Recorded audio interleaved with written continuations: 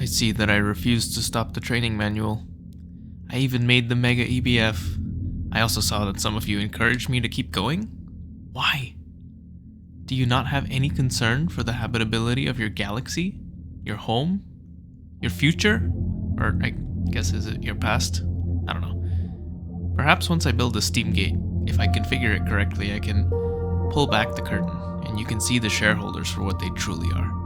Gluttonous. Vicious. Cute. You'll understand soon enough. Shh. They're watching. Hello employees! Welcome to episode 4 of the GTNH Steam Age miniseries. In this episode, we will build the steam blender and open hearth furnace. Don't forget to prepare yourselves for the upcoming work weeks as we need to finish the steam gate as soon as possible. Even I am down in the mines right now. Let's see how fast this steam presser is. Oh, that's pretty good. 2 plates per second. That's a lot faster. I need basically like 700 bronze plates, pretty much. So, it's gonna be a little while, and you don't have to suffer through all of that.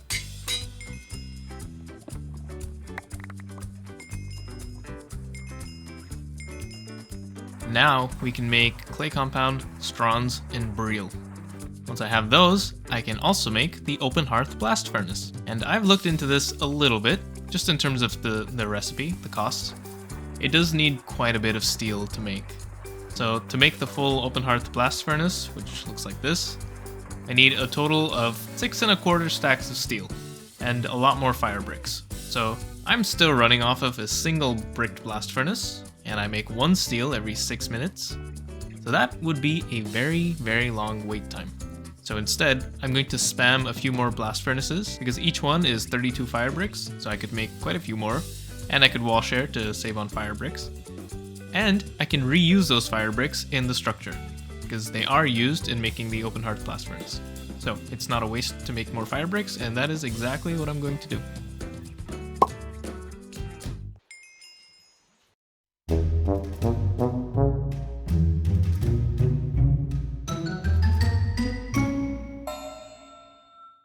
I have a few more brick blast furnaces going. This is still going to take a long time, like several hours. So I'm just going to let this keep going, and I'm going to find something else to do in the meantime. Specifically, I want to max out the size of this solid fueled boiler box and also make a liquid fueled one, because my coke ovens are now starting to fill up with creosote because I don't use it fast enough, and that's going to hamper my charcoal production, which is a problem. I don't think I really need much steel for that. I need 36 steel plates, so that adds to my wait time, but I think it's worth it. I'm also going to make another water tank, of course. And after that, maybe I'll work on making some more of these bronze multis, because I've made the steam grinder now for ore processing.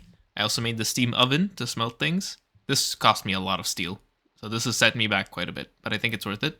I could also start making all the clay compound I need for the open hearth furnace. I need 1,482 clay compound ingots. It doesn't use steel, just iron, clay, and stone, so I can do that no problem. The strons and breel, they use steel, so I'll have to wait for the steel to finish for those. I mean, I could do it along the way, but I want to see my whole 6 1/4 stacks in my hand. That would be nice. Besides that, there are still a few more bronze multis I haven't built, like the purifier for washing ores. Centrifuge would be nice. Compressor would be nice as well. And these, I don't know if they use steel. They probably use a little bit, but it's primarily bronze. So this is not going to interrupt my steel production significantly, and that gives me plenty to do to fill out this room. I don't think this room is big enough, but that's a problem for later.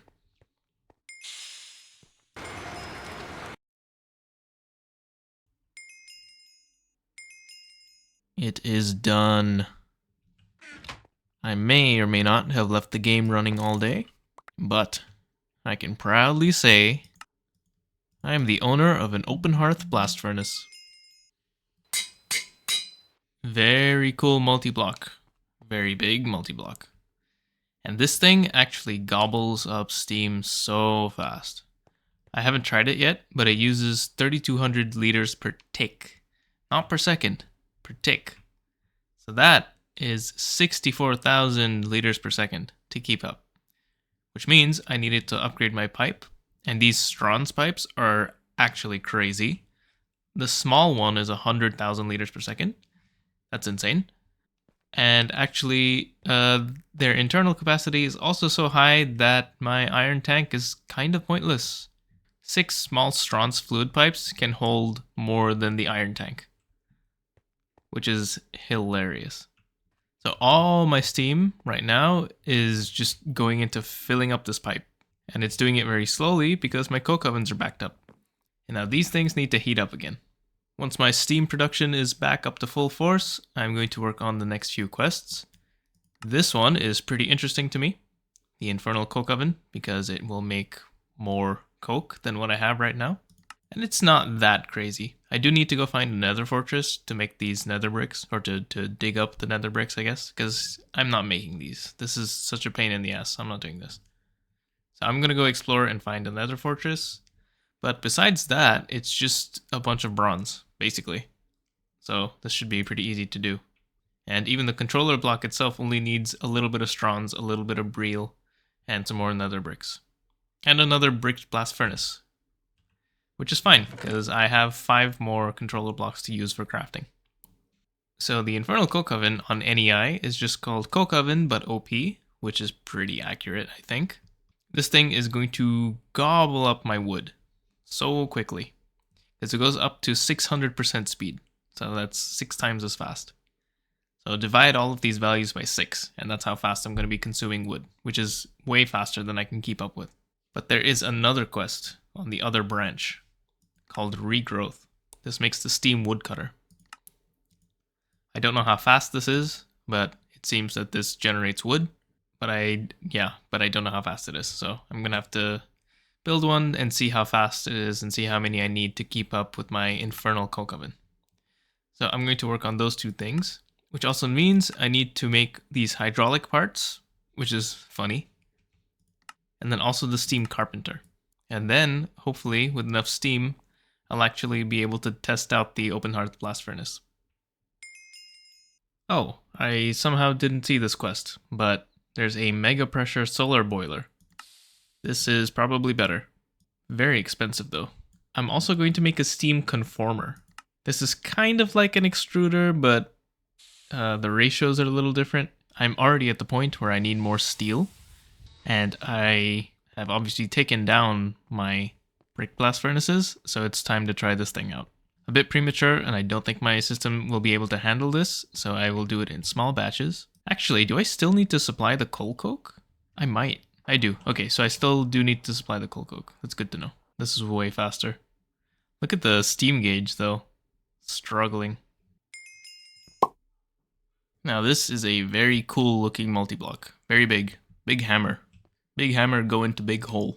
This is basically an extruder. It's going to cost me a little more steel to make the extruder shapes. But yeah, I can make pipes now. I can make rods. It's a little worse than a normal extruder, but it's better than using a file. I can make rotors, casings, rings, all kinds of things. Basically everything that an extruder can make. Here is the steam carpenter.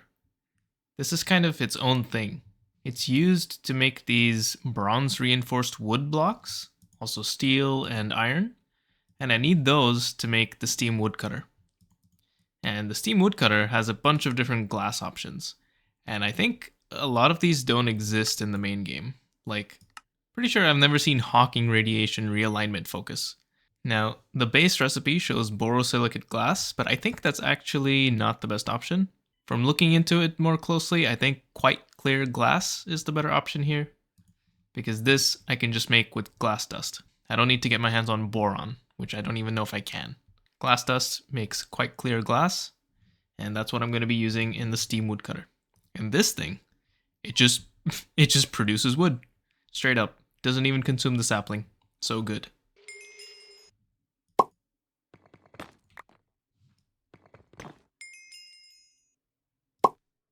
I have replaced all the coke ovens with this single Infernal coke oven. It is actually faster than my entire old setup. By a lot, too. And I've done a little bit of math, and this woodcutter can actually supply, I think, 2 of these Infernal coke ovens. I didn't exactly see how many it can supply, but it's obviously more than 1. So I'm going to have an excess of wood here that I can work with, which is nice. And this is faster than my old setup, which means I'm actually going to be overproducing both charcoal and creosote oil. I also used Strawn's reinforced and Briel reinforced output hatches and buses because these auto output, and I need that to push into these machines. And all that's left now is to actually put down the piping. After that, my power situation will be significantly less tedious to work with, but still not really good enough to progress. And as for progression, the next step is to make the mega pressure solar boiler. Technically, I don't need to make the entire multi-block, I just need to make the controller. But I do want to make the multi-block just because I want to make all of the multi-blocks. And then after that, I will unlock Forge of the Gods, which is a fusion reactor. Making the mega pressure solar boiler is not as simple as it seems because we need 75 solar boiling cells. Actually 78 if you include these 3 in the controller. So 78 solar boiling cells needs 78 advanced solar boilers. And 78 advanced solar boilers needs 78 times 3 triple silver plates, which is 78 times 9 silver plates, which is a lot of silver.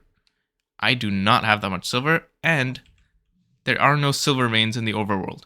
I think previously you get your first silver vein in the Twilight Forest, for which you need an assembler, which is a godforsaken electric machine. So that's not possible. The only source I have right now is literally small ores, and I am not going to go and mine up that much small ore. That's insane. Luckily, there is another thing we can do, which is rock breaking and then extractinating. That is a real word verified by real dictionaries, and in this process, I can generate silver ore from obsidian. And obsidian I can actually get for free, I think, as part of the steam cobbler. Yeah, this just generates obsidian. So I need to make a steam cobbler, which is a large, kind of expensive looking multi, but mostly bronze, again. And I should probably make multiple of these. If I can rotate the controller, I see a nice way to wall share. So I'm going to do that, after which I need to make this thing, the steam extractinator. That's a lot of steel. That is a lot of steel. I think I'm going to have to just leave my game running for a long time and just let my steel build up. Well, time for a long wait session, which is perfect because I'm ending the video right now. Thank you for watching this episode of the GTNH Steam Age miniseries. Remember to lock your doors. See you next time.